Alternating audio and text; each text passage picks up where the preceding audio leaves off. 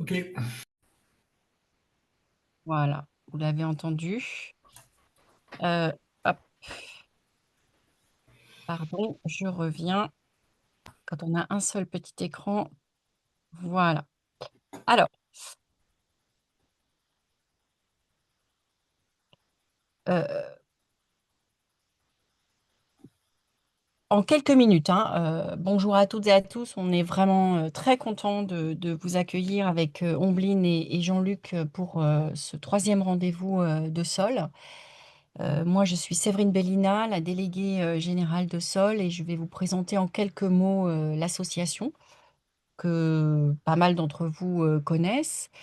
Alors Sol France, ça veut dire, société, pour l'organisation apprenante, hein. C'était, le pendant, français, d'organisations qui se développait un petit peu de partout au niveau international suite, aux publications de Peter Senge sur la cinquième discipline et à ses recherches au MIT dont vous parlez, Ombline et Jean-Luc dans quelques minutes, donc je ne vais pas m'étendre. Sol France existe depuis 27 ans et son objet, sa raison d'être, c'est justement, d'essaimer, l'organisation apprenante dont on va vous reparler aujourd'hui, au maximum possible, que ce soit dans les entreprises, dans les administrations, dans les associations, parce que nous croyons et nous sommes convaincus, que, c'est une, façon, de répondre aux défis, auxquels nous faisons face, aujourd'hui dans les différentes organisations. Pour un développement, durable et conscient. Alors Sol France est structuré, je vais le faire très rapidement, en cercle concentrique, on peut le symboliser, ainsi. Au cœur de notre association, nous avons l'observatoire, de la Prononce, qui regroupe beaucoup de matériaux et de recherches-actions sur l'organisation apprenante, en quoi elle impacte réellement, la performance ou la robustesse des organisations, en quoi elle permet une véritable évolution des postures individuelles et collectives, et cetera, et cetera. Nous avons, autour, de cet observatoire de la prononce et à l'intérieur de cet observatoire, avec les membres de Sol France, ce qu'on appelle un facilitateur collectif. C'est-à-dire qu'à Sol France, on considère qu'il n'y a pas de modèle type d'organisation apprenante et certainement pas de toolkit pour rendre son organisation apprenante. C'est une démarche. Déjà, toute organisation est apprenante et ensuite, c'est une démarche qui se fait en fonction de la spécificité, de l'organisation, et on s'est dit que nous-mêmes, nous étions une organisation apprenante et que nous allions fonctionner comme telle, d'où, le facilitateur collectif qui regroupe les membres qui souhaitent participer, qui se réunit tous les 15 jours et qui, en 2025, a pour, projet, comme matériau, comme os à ronger pour pratiquer la prenance, l'organisation des premières rencontres de l'Observatoire de la prenance dont je vais vous parler. Et puis, comme processus justement pour aider, les organisations à marcher, à faire leur propre chemin, en organisation apprenante, nous avons développé les chercheurs collectifs qui sont des recherches-actions et qui sont des outils extrêmement puissants de transformation, à la prenance. Les chercheurs collectifs dans une organisation ou entre plusieurs organisations. Et dernier cercle concentrique, mais pas le moindre, ce sont les parcours, professionnalisants aussi que nous vous proposons, plus individuels pour le coup, avec des formations, des événements, thématiques et aussi des temps, d'échange d'expériences. Je suis à votre disposition, hein, si vous souhaitez une présentation, plus, rapide de Sol. Alors, je vous ai dit, au cœur de Sol, nous avons l'Observatoire de la Prenance et puis nous avons le groupe de ses membres réunis en facilitateurs collectifs qui, dans une démarche apprenante, sont en train de construire un événement assez formidable qui n'est pas validé en tant que formation, mais qui sera transformateur absolument. Pas validé formellement en tant que formation, hein, qui est les premières rencontres de l'Observatoire de la Prenance, pour lesquelles nous posons la question: «Quelles organisations apprenantes au service du vivant?» avec 4 intervenants. Vous trouvez toute la communication sur cet événement, sur LinkedIn et on vous y attend, avec grand plaisir. C'est à Paris les 27 et 28 novembre prochains. Voilà, je ne serai pas plus longue puisque la séquence qui vous est réservée est extrêmement riche. Merci, Merci Séverine. avec plaisir. Alors, je prends la main et je partage donc mon écran également. pour démarrer avec vous ce webinaire.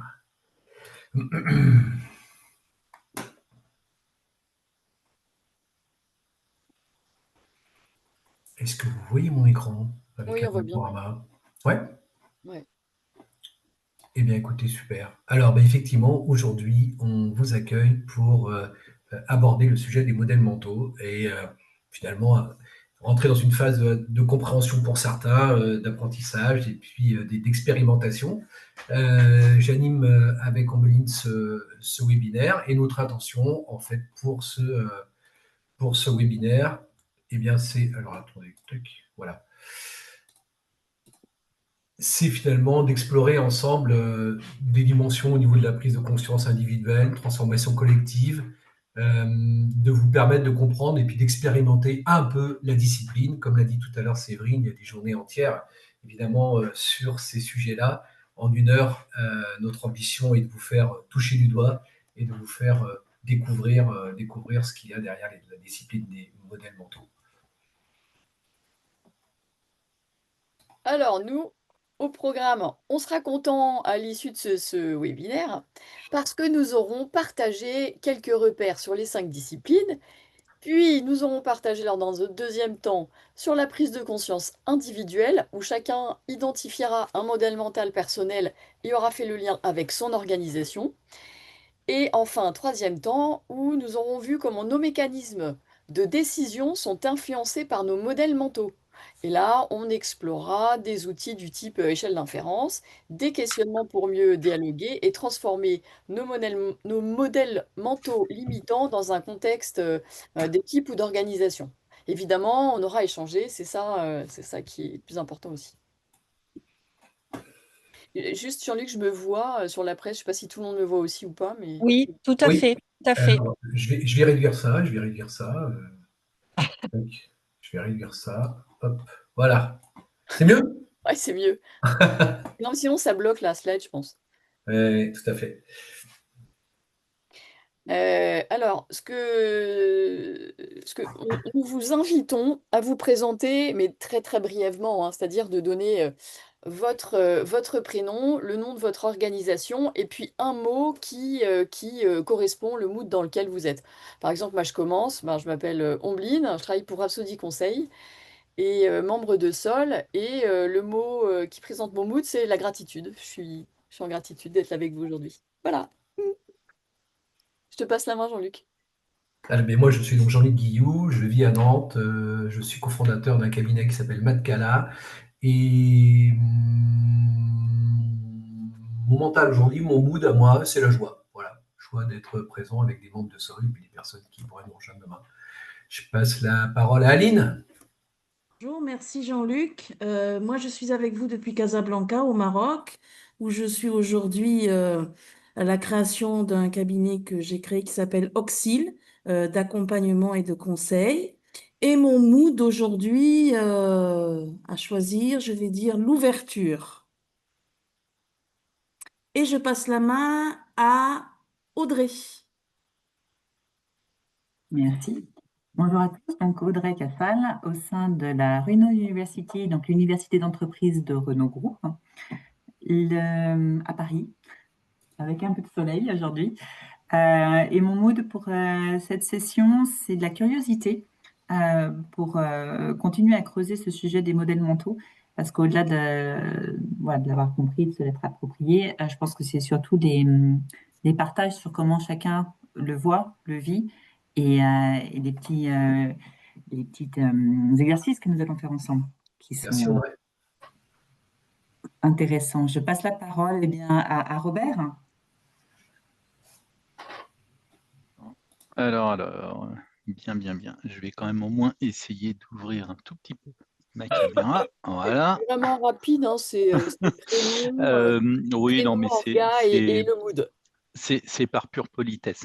Donc moi, je suis Robert Matteodo, je travaille chez Renault Group. Je m'occupe de transformation pédagogique au sein d'une des écoles métiers qui font partie de la Renault University. donc plus particulièrement auprès de l'ingénierie de Renault. Alors, moi, je suis curieux aujourd'hui là dans cette séance. Voilà, je suis assez curieux de voir ce que vous allez nous présenter. Et puis, ça fait du bien là de sortir d'une grosse formation en tant que formateur et de venir là vous retrouver parler de pédagogie finalement. Donc ça, c'est Merci. plutôt sympa. Voilà. Merci Robert. Je passe la parole à Pour ceux qui viennent d'arriver, en fait, c'est Sophie. vraiment très très vite, hein. C'est prénom, le nom de l'organisation et juste le mood. Et Sophie. Oui, je crois que c'est à moi. Donc, bonjour à toutes et tous. Moi, c'est Sophie. Je suis consultante indépendante dans la transformation digitale de la formation. Et donc, mon mood, c'est l'impatience de participer à ce moment de partage avec vous et d'en savoir un peu plus sur les modèles mentaux. Merci. Valérie? Coucou, j'ai pu mettre ma caméra. Là, je crois qu'il y a un peu d'écho. Excusez-moi si c'est le cas. Ouais. Ça va? J'ai fondé ma micro-entreprise s'appelle Alive récemment et je suis en formation chez Mosaïque pour devenir coach professionnel. Et je fais également du conseil en stratégie RH. J'ai eu l'occasion de croiser le chemin de Étienne Collignon, que vous connaissez bien. Et mon mood, c'est voilà, l'excitation par rapport à l'expérimentation. Merci. Ingrid?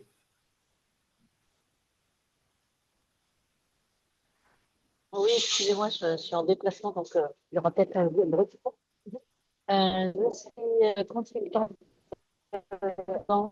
formatrice spécialisée en pédagogie et j'interviens dans les organisations. Et là, récemment, je suis intervenue sur une thématique de transformation en organisation apprenante. Et je viens ici très curieuse de vous connaître et d'échanger avec vous. Merci. Merci. Valérie?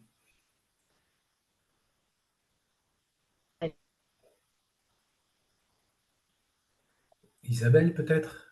Je vois Isabelle qui a sa caméra activée. Oui.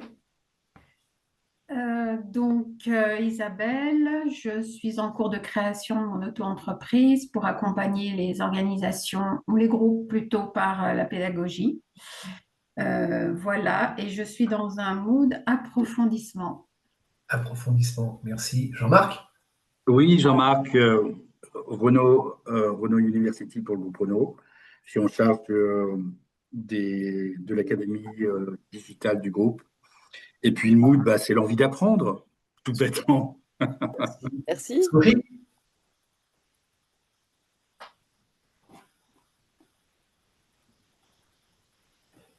Alors, Sophie? C'est déjà fait. Oui, c'est bon. Non. Sarah? Bon, les personnes qui n'ont pas parlé, allez-y, hein. Maria? Oui, je prends la suite. Pardon, j'ai pas mon caméra. Donc moi, c'est Maria. Je suis coach formatrice à Lyon pour un cabinet qui s'appelle Ads for Talents. Et mon mot, c'est plutôt intensité. C'est pas une émotion, mais c'est le mot. Ok.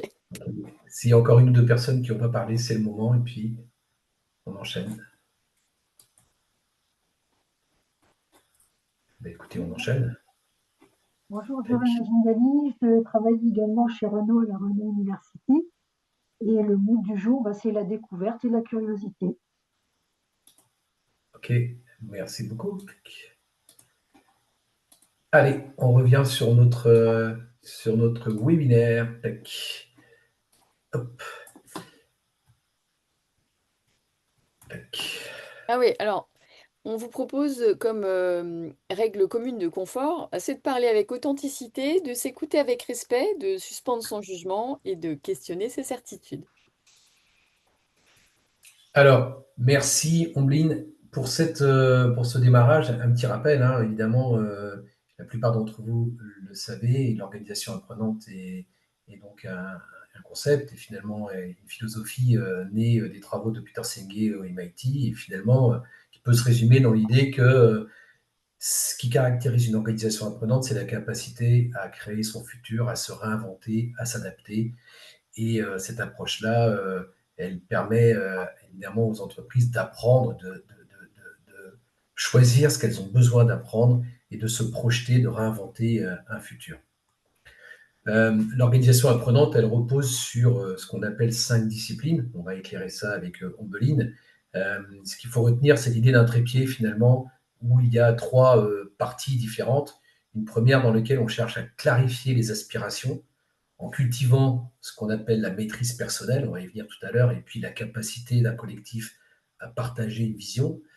Le deuxième trépied, c'est d'engager des conversations réflexives, et on verra que le sujet de réflexivité est important, en questionnant nos modèles mentaux, ça va être notre sujet d'aujourd'hui, et puis aussi la capacité d'apprendre en équipe et de se nourrir de l'intelligence collective. Et enfin, la troisième partie du trépied, c'est l'approche systémique, et donc l'approche qui consiste à prendre en compte en fait toutes les interrelations, toutes les relations les interrelations, les relations avec les parties prenantes et tout le sujet de la complexité, la pensée systémique étant finalement une discipline qui est évidemment fondamentale dans l'approche de l'organisation apprenante. Alors, les 5 disciplines, lorsqu'elles sont combinées, eh ben, elles permettent de nourrir en permanence sa capacité à apprendre tout en construisant un avenir choisi et souhaité. Et alors, on peut se poser la question de c'est quoi une discipline? Du latin disciplina, c'est apprendre, c'est une manière d'acquérir une compétence ou une habilité. Et selon Peter, une discipline, c'est un ensemble de théories et de pratiques à étudier et à maîtriser. Et l'apprenance, c'est pas l'apprentissage. Parce que, en fait, l'apprenance, c'est le fait de cultiver l'envie d'apprendre en restant curieux et ouvert à ce qui se passe dans toutes les situations.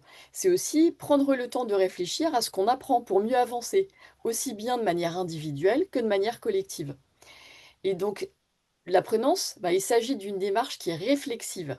C'est un processus conscient d'analyse de ses pensées, de ses actions et de ses expériences qui permet de tirer des apprentissages pour mieux se comprendre et ajuster son comportement ou ses décisions. Tandis que l'apprentissage, c'est un processus par lequel on comprend, on retient, on s'approprie de nouvelles connaissances ou compétences grâce à des activités, des actions éducatives, un cours, comme une formation que un des participants venait de donner tout à l'heure. Voilà. Donc l'apprentissage, on va mettre l'accent sur le transfert et l'acquisition des compétences. Il s'agit d'une démarche qui est pédagogique. Merci, Omblin. On voulait faire ce petit point avant de rentrer dans la discipline des modèles mentaux. Alors, aujourd'hui, on va s'intéresser effectivement à l'une de ces disciplines que sont les modèles mentaux, qui sont finalement définis comme étant les hypothèses, les croyances. Vous voyez mon écran, évidemment. Ce qui est intéressant, c'est de comprendre comment ça fonctionne de manière souvent inconsciente, que ce soit au niveau individuel ou au niveau collectif dans les organisations, et que ça nous amène à prendre des décisions, finalement, sans qu'on en soit conscient. C'est ce qu'on va explorer, expérimenter dans notre atelier aujourd'hui. Et vous voyez bien, évidemment, les conséquences que ça peut avoir sur la vitesse à laquelle on est amené à prendre des décisions, parfois un peu trop rapides. Alors, les modèles mentaux, c'est quoi? Je vous projette cette image, finalement, dans laquelle on peut voir plein de choses.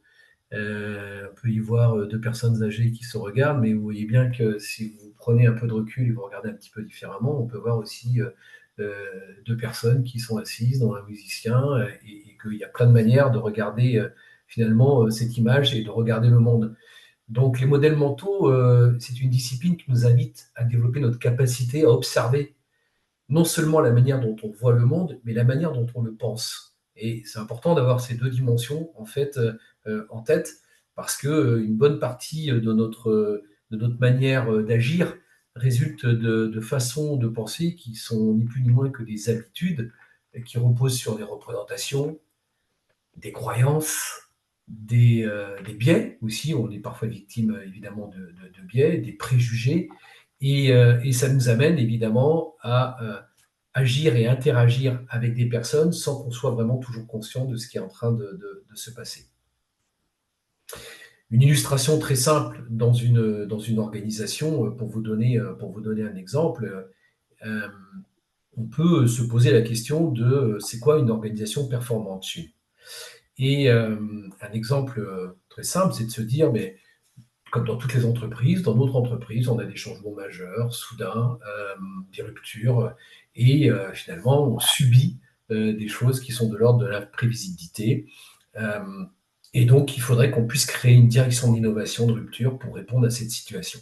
Et donc, on voit bien que cette réponse, entre la situation et la réponse, il doit se passer des choses dans le mécanisme de pensée et de fonctionnement d'une entreprise ou d'un individu qui amène à proposer une réponse. Et donc, ce qui se passe de manière sous-jacente et souvent inconsciente, c'est qu'il y a un modèle mental qui est à l'œuvre dans l'organisation ou chez l'individu, et on pourrait décrypter ce modèle mental sur l'organisation performante comme étant celui-ci. Pour trouver des idées, eh ben, il faut confier ça à des spécialistes qui vont trouver des idées géniales. Et si on n'a pas de gens qui s'occupent de l'innovation, ben on ne fera pas d'innovation. Vous voyez, ça peut être un modèle mental. Juste pour vous illustrer comment ça fonctionne. C'est OK, ça va? Alors, on poursuit. On va rentrer. Ben, je laisse la main à Amblin pour l'atelier. Oui, merci Jean-Luc. Donc, sur ce temps d'atelier, vous allez être répartis en sous-groupes. Et l'objectif, ça va être de prendre conscience de ses propres modèles mentaux et leur impact, en fait. Donc, il y a trois sujets, trois questions qui vont vous être posées. Donc, vous allez choisir une des questions et vous allez travailler sur une des questions. Donc, les trois questions, c'est quel est mon modèle mental de réussite, quel est mon modèle mental de l'échec et qu'est-ce que signifie pour moi être occupé au travail. Donc, vous aurez en sous-groupe un premier temps individuel qui vous permettra de lister 2-3 croyances personnelles pour vous et pour votre organisation. Ça, vous prenez 2 minutes là-dessus. Et ensuite, en tant que collectif, vous allez pouvoir partager une croyance et discuter de son origine, expérience passée, etc. Et d'identifier finalement si cette croyance, elle est aidante ou alors limitante. Si je vous donne un exemple, un échec. Ben, un échec pour moi, c'est l'occasion de rebondir. Je me dis, un plantage, c'est un petit peu comme planter des graines dans le sol, et puis au bout d'un moment, je vais récolter des fruits, quoi qu'il arrive. Et alors la question que je peux me poser, bah, ça vient d'où cette façon que j'ai pour moi de voir finalement l'échec. Ça veut dire quoi? Bah, c'est toujours pour moi l'occasion d'apprendre, l'apprentissage. En revanche, dans mon organisation, bah, potentiellement, même si j'essaie de mettre du positif, bah, il y a quelques personnes qui bah, ne vivent pas la même façon que moi, finalement, l'échec. Donc voilà, en gros. Et donc, une fois que vous aurez pris ce temps collectif pour échanger sur ces modèles, vous allez revenir en plénière et on va pouvoir partager 2-3 exemples marquants. Et quelqu'un du groupe présente un exemple, en fait. Voilà. C'est OK pour vous? Alors, j'arrête le partage et je vais vous proposer de rejoindre les salles. Ce qu'on va faire, c'est que, comme je crois, nous sommes 16 à 18 personnes, on va faire 3 salles. Et donc, les personnes qui sont dans la salle 1, vous allez réfléchir sur quel est mon modèle mental de la réussite. Dans la deuxième salle, vous allez travailler sur quel est mon modèle mental de l'échec. Et dans la salle 3, vous allez travailler sur le modèle mental. Que signifie pour moi être occupé au travail? On avait imaginé jusqu'à 6 salles, mais comme on est moins nombreux que prévu, eh bien on va travailler sur ces 3 questions dans 3 salles différentes. Ça va? Donc, une question par salle. La réussite pour la salle 1, l'échec pour la salle 2 et être occupé pour la salle 3. J'arrête le partage et on va basculer en sous-salle. Tac.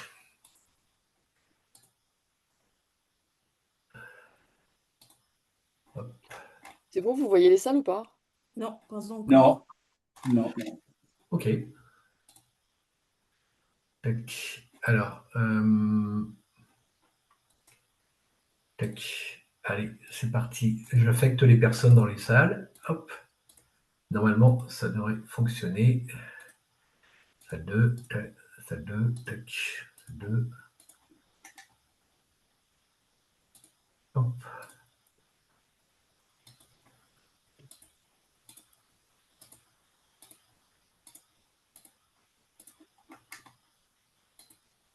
Normalement, vous êtes tous dans des salles.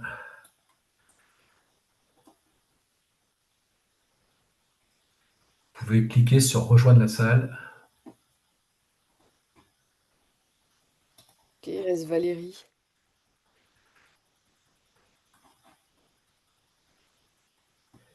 Bien Valérie, tac. Voilà, et nous, on peut rejoindre aussi, je pense, les salles. Tu avais donné un timing, Ombeline, ou c'est toi qui as fait la répartition dans les salles? Non? C'est toi, Séverine? Pas du La tout. répartition. Non, en fait, moi, j'ai créé 3 salles et j'ai Ah, dit d'accord. les gens en fait se mettent là où ils veulent. Moi, je les vois pas. D'accord. Quand tu vas sur le plus, Ok. j'ai ouvert les salles et après j'ai dit les gens se mettent comme ils veulent en fait par D'accord, très rapport bien. au sujet. Et D'accord. là, je pense qu'il faut lancer le timer à tu mets 8 minutes. Ok. Oui, Dans la salle 2. je vais aller dans la salle 1. Tac.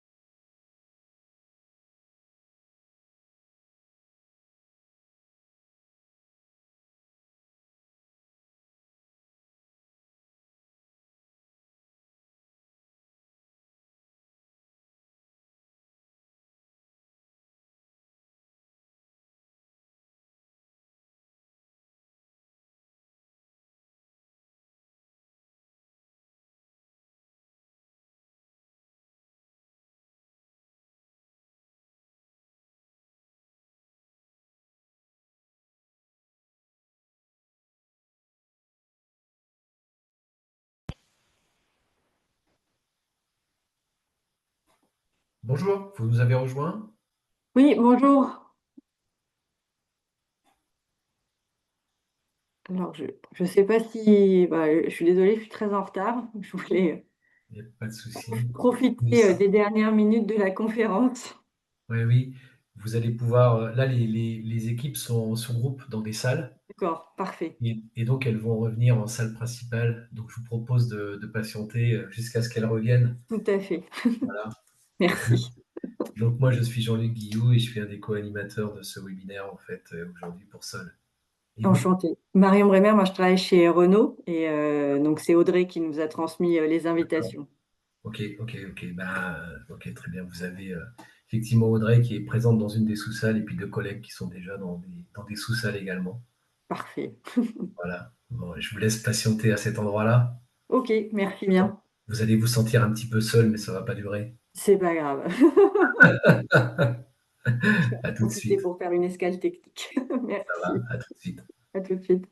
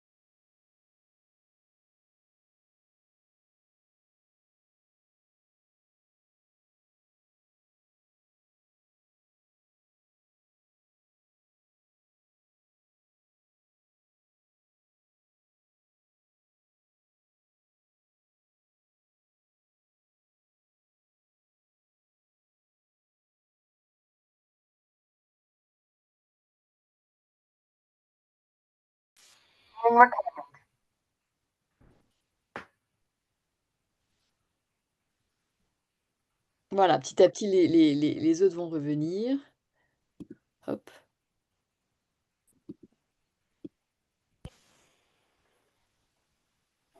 La dernière équipe va bientôt nous rejoindre.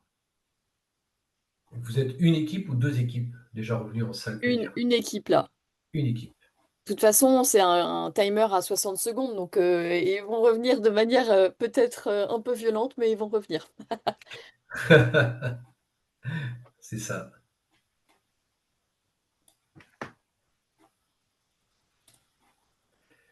Alors, je vais repartager mon écran.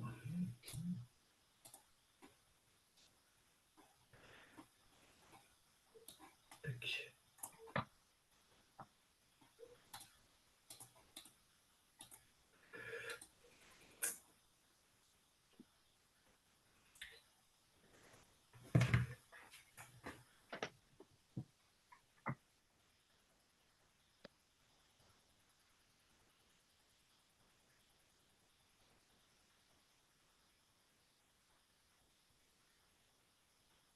On est bien revenu dans la bonne salle, n'est-ce pas, Jean-Luc? Oui, Oui, oui. absolument. Super. Parce que je voyais personne encore. Je pensais m'être égarée en cours de route. Non, non, non, non, personne n'est perdu. Normalement, tout le monde est revenu en salle plénière. Super. Ok, donc ce qu'on vous propose, c'est, mais très rapidement, hein, c'est de peut-être faire une restitution, un, deux ou trois groupes, quoi, comme vous voulez. D'expliquer la croyance, de dire en quoi elle peut être limitante ou aidante par rapport à l'organisation. Ah, ouais. Peut-être aussi nous dire, peut-être aussi dans ce temps-là, peut-être ajouter une dimension qui a trait à cet exercice-là. C'est ce que vous en percevez comme intérêt dans une équipe. C'est-à-dire qu'ouvrir un dialogue de ce type-là, ça permet quoi?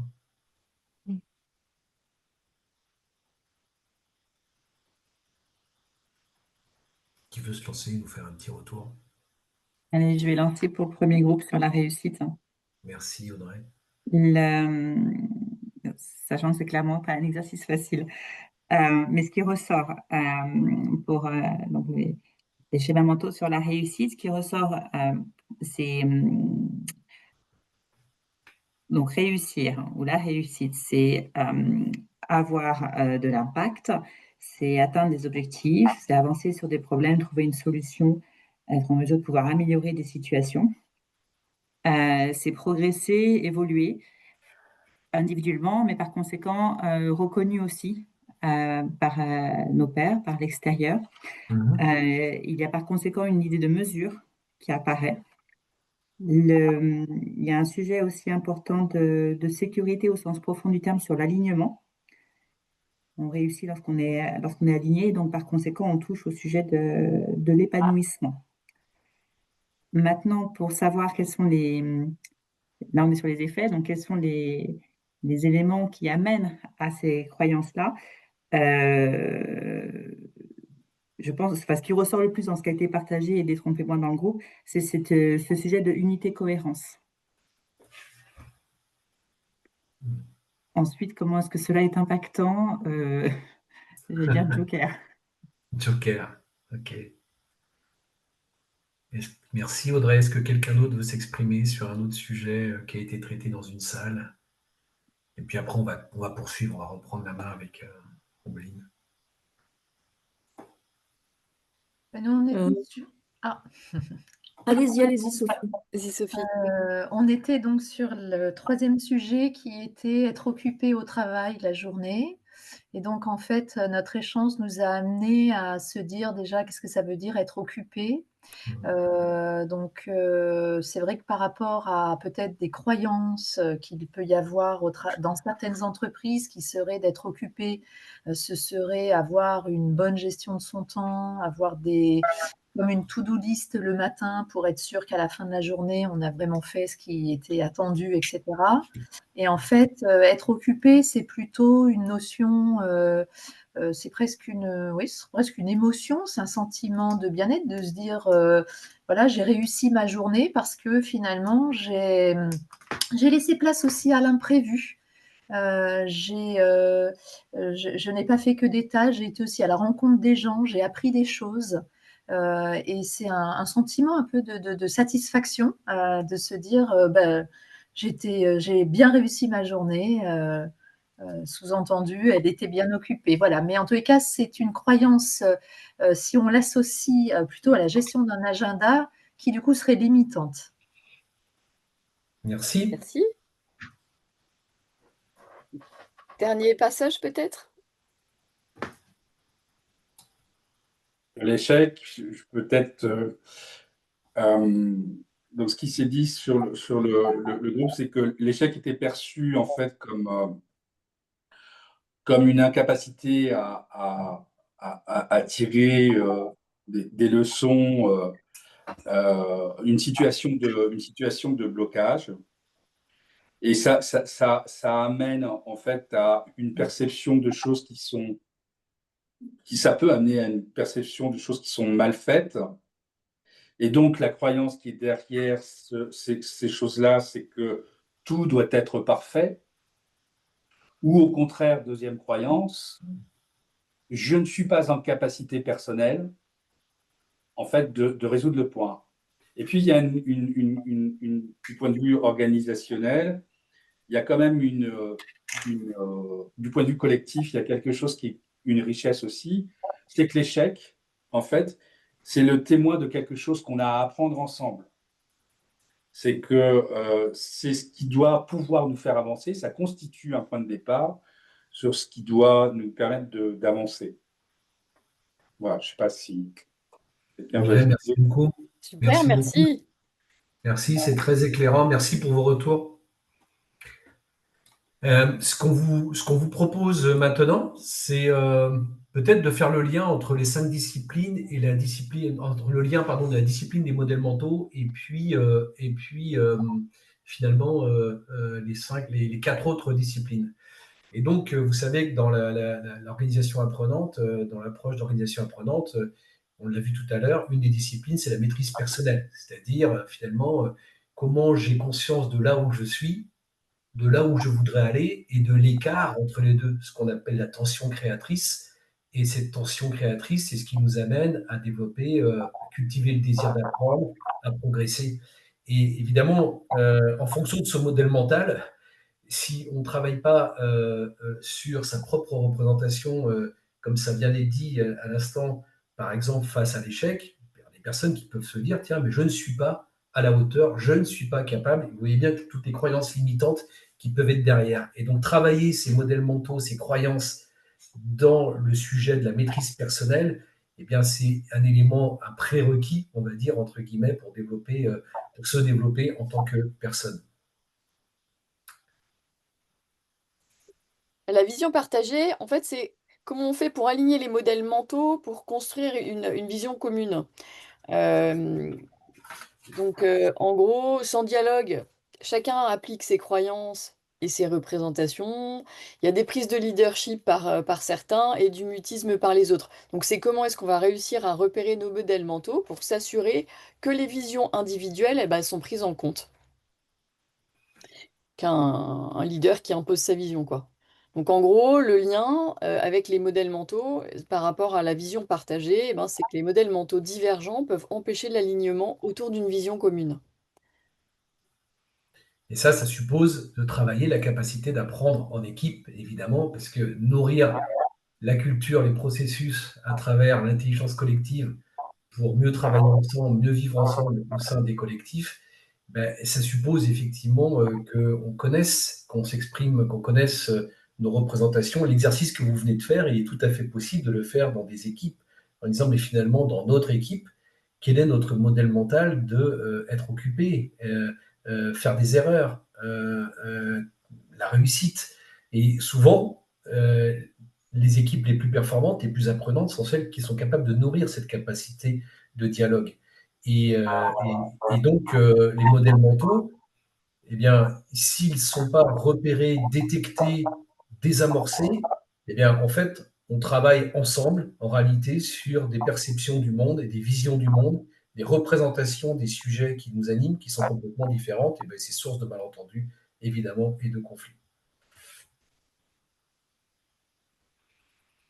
Et la pensée systémique, en fait, c'est comment comprendre nos modèles mentaux, ils influencent les systèmes dans lesquels on évolue. Selon Peter, la pensée systémique, c'est la capacité à comprendre les interrelations et les dynamiques complexes dans un système. Donc, c'est en gros comment est-ce que nos modèles mentaux influencent la manière dont on perçoit les interrelations. Donc, si je prends un exemple, une entreprise qui croit que la concurrence, c'est un jeu à somme nulle, ou alors il y a un gagnant qui implique un perdant, celle-ci peut manquer des opportunités de collaboration avec ses concurrents pour créer de la valeur mutuelle. Donc, en gros, c'est sur le travail sur le modèle mental, c'est comment est-ce qu'on va adopter une vision systémique en analysant les bénéfices potentiels des alliances stratégiques. Merci, Ombline. On va passer à un troisième temps dans notre webinaire avec un outil qui nous permet de repérer un peu comment ça fonctionne tout ça. Peut-être vous avez déjà entendu parler des travaux de Chris Argyris sur l'échelle d'inférence.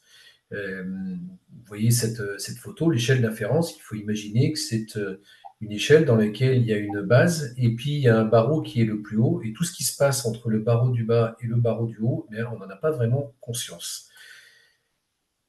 Donc c'est un processus de réflexion qu'on traverse sans le savoir pour passer d'un fait à une décision, à une action, et puis à partir de conclusions qui découlent de nos observations et puis de nos expériences passées, des films, des histoires qu'on se raconte.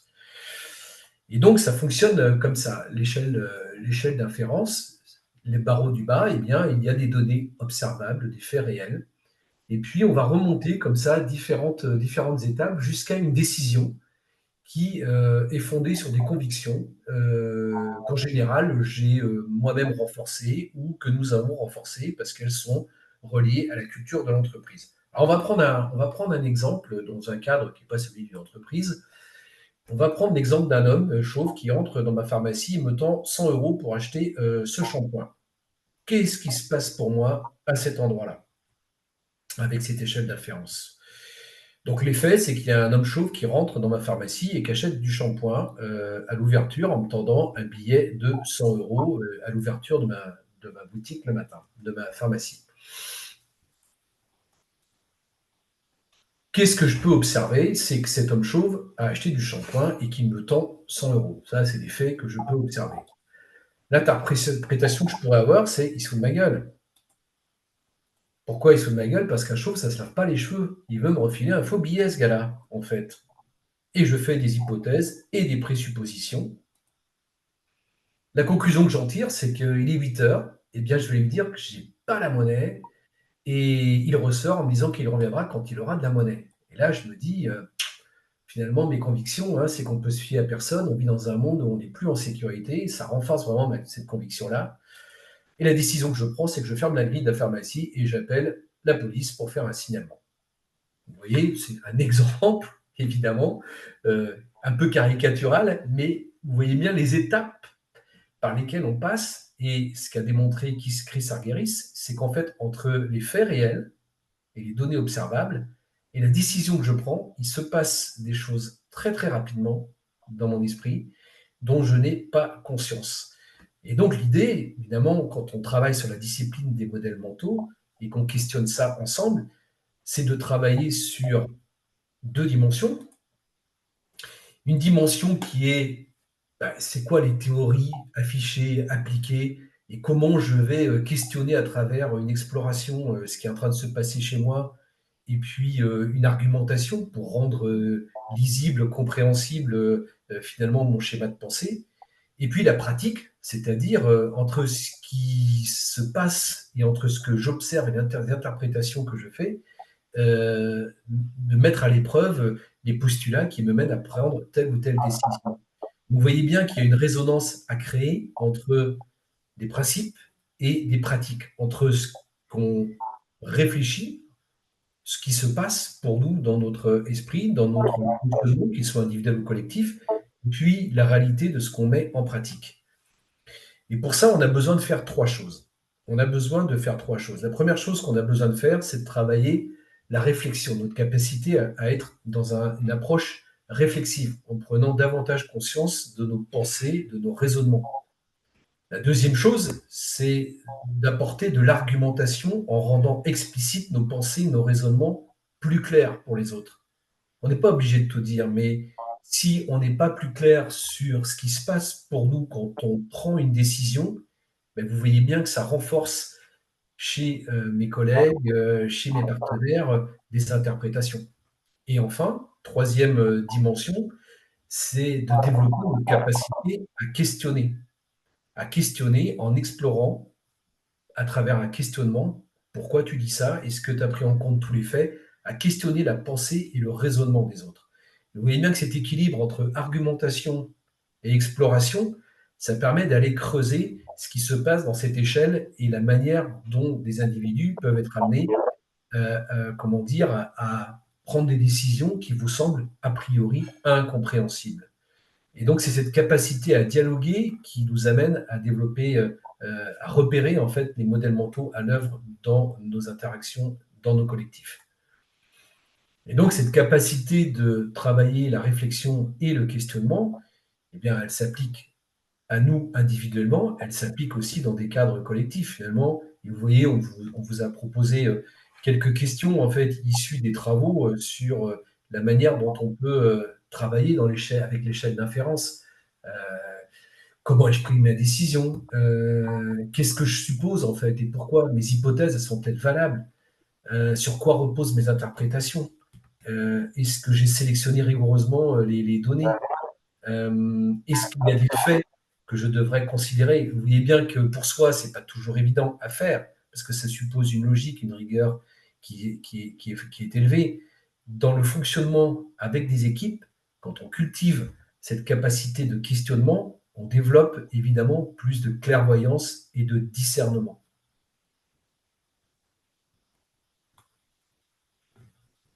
Je propose un petit exercice très simple, c'est qu'on ne va pas se mettre en sous-groupe parce que notre timing avance vite, mais peut-être que l'un d'entre vous a une situation dans laquelle il a été amené à prendre une décision rapide, récemment, et ça peut être intéressant qu'on explore ensemble finalement le cheminement qui vous a amené à prendre cette décision et qu'on questionne finalement le modèle mental pour challenger le modèle mental qu'il y a derrière.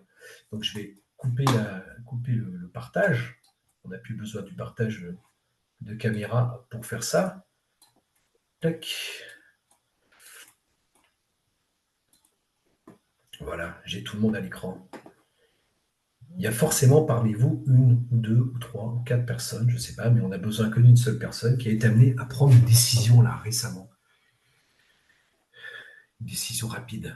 Et puis qu'on creuse un petit peu ça et qu'on revienne sur l'échelle d'inférence pour questionner ça. Qui veut se prêter à ce petit exercice? On l'aurait fait en sous-groupe hein, si on avait eu le temps, mais là on est un peu court. Bon, on est un peu court, il reste 2 minutes. Il reste 2 minutes et donc ça veut dire qu'on ne va pas avoir le temps de le faire, c'est On va ça? pas avoir le temps, je pense, ouais. Jean-Luc, toi, si tu as un exemple en tête? Non, j'ai pas d'exemple en tête là. J'ai Ouais. pas d'exemple en tête qui me vient. J'ai des souvenirs de travail avec des équipes sur des questionnements où on prend ce temps d'aller questionner comment on a pris la décision ensemble. Est-ce qu'on a fait ce travail vraiment d'analyse des données? Est-ce qu'on a on est bien parti des faits et pas finalement d'une première interprétation? Vous voyez bien tout le travail que ça suppose en amont de faire entre l'observation et puis l'interprétation. Et quand on demande aux personnes de faire déjà ce travail de distinguer les faits de l'interprétation qu'il y a derrière, c'est une première étape que je peux vous recommander comme étant un préalable. C'est de faire 2 colonnes, une colonne de droite qui est les faits et la colonne de gauche qui est l'interprétation que vous en faites. Amusez-vous à faire ça avec une équipe à partir d'une situation et vous verrez que c'est déjà extrêmement éclairant sur les modèles mentaux à l'œuvre. Moi, je le fais régulièrement avec des équipes. Je peux vous dire que c'est assez édifiant. Donc, c'est pas forcément un exemple, mais c'est une pratique que je vous propose en tout cas pour aller explorer les modèles mentaux à l'œuvre dans les équipes. Jean-Luc, j'ai juste une remarque par rapport à l'invitation qui me semble absolument fondée. C'est qu'il y a quand même parfois dans les organisations une pensée limitante autour de « on n'a plus le temps, maintenant il faut agir ». Et ce primat, ce rapport au temps, là, de l'urgence, etc., fait que ce préalable qui va assurer la qualité de la réponse, etc.,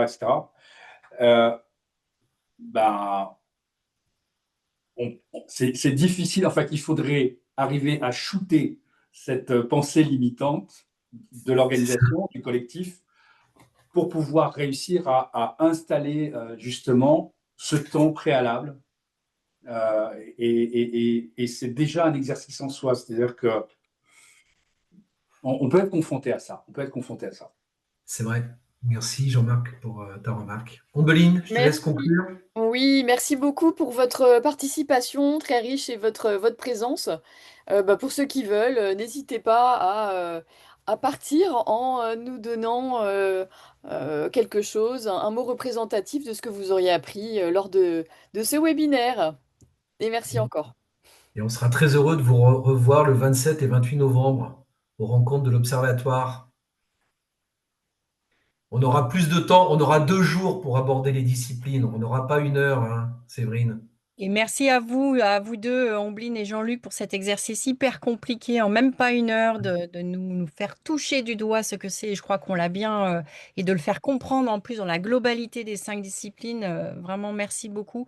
Et effectivement, vous pouvez aller regarder sur le site de Sol pour vous inscrire le 27 et 28 novembre. On va les vivre pleinement pendant 2 jours, accompagnés de nos 4 intervenants et de tous les membres de Sol. Merci à vous, très belle journée.